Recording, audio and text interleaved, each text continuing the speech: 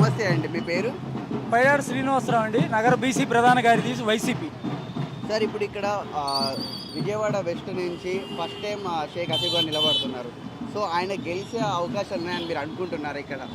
తప్పనిసరి అండి. ఆయన కార్పొరేటర్ స్థాయి నుండి, ఇన్ఛార్జి నుండి, state corporation chairman, finance chairman కానీ ఆయన చేసిన సేవలు ప్రజలకి, పశ్చిమ నియోజకవర్గం ప్రజలు బాగా తెలుసు.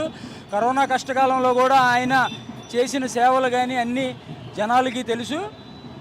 ఈసారి పశ్చిమ నియోజకవర్గంలో ఎగరబోయేది వైసీపీ జెండాని. కరోనా టైంలో హసీబ్ గారు ఏమేం చేశారంటే ఏం చెప్తారండి మీరు?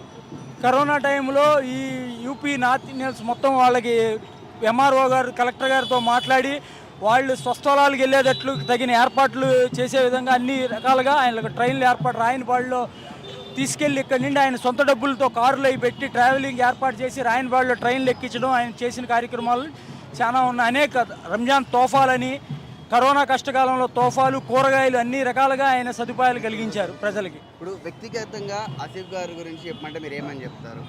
ఆయన వ్యక్తిగతంగా చాలా మంచోడు. పంచాయత్ సెంటర్లో ఆయన గురించి ఎవరిని అడిగినా, ప్రతి ఇంటి అడిగినా ఆయన గురించి చెప్తారు. ఆ ఏరియాలో ఆయన చాలా సుపరిచితులు. ఆయన చేసిన వర్క్, కార్పొరేటర్గా చేసిన వర్క్ డివిజన్లో అద్భుతం అయింది.